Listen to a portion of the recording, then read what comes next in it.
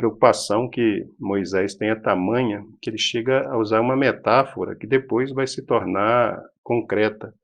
E o grande problema é esse, quando a gente deixa de amar a Deus e deixa de caminhar com Deus por obrigação legal.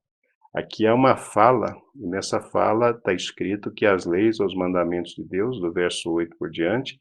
que eles devem ser atados por sinal na mão esquerda da pessoa e deve ser colocado na testa, entre os olhos da pessoa,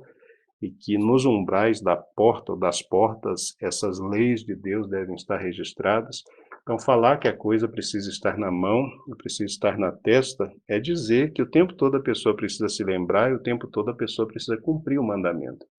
Mandar colocar isso nos umbrais da porta é de novo chamar a atenção desses pais, dessas famílias, para a responsabilidade que a casa, que a família tem de instruir os seus filhos. Então, nessa casa, ou essa casa, ela está fundamentada, ela está alicerçada sobre a palavra de Deus, sobre a verdade de que Deus é o único Deus, sobre a verdade de que a única forma de se relacionar bem com Deus é amando a Ele com toda a nossa força, e sobre a responsabilidade de passar isso, de deixar isso como legado para as nossas gerações. Então eu preciso amar a Deus, eu preciso me relacionar com Deus, e o meu amor a Ele, a minha relação com Ele tem que ser tão impactante, que eu preciso, no mínimo, eu preciso influenciar os meus filhos e preciso influenciar os meus netos. Eu preciso ser uma influência positiva, eu preciso deixar um legado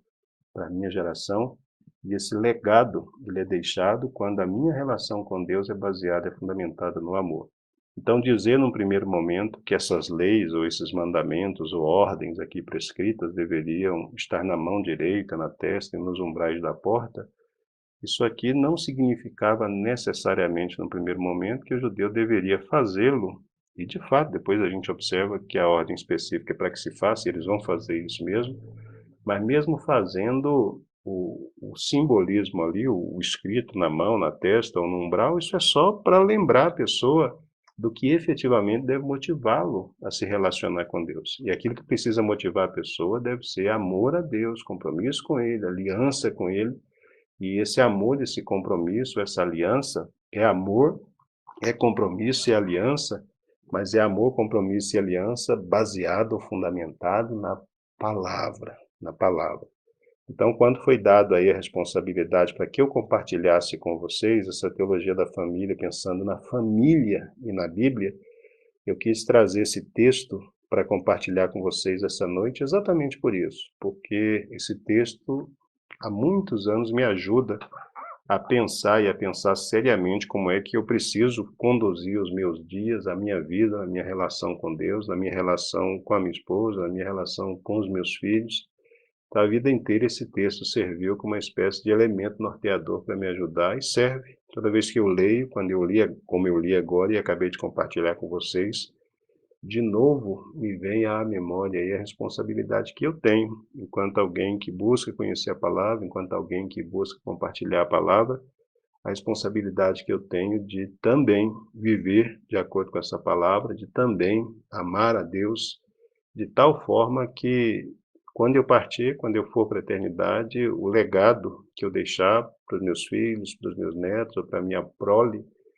ou para os meus filhos espirituais também, não é que esse legado realmente seja positivo. Pessoas possam olhar para trás e possam dizer, eu conheci alguém um dia que amou a Deus,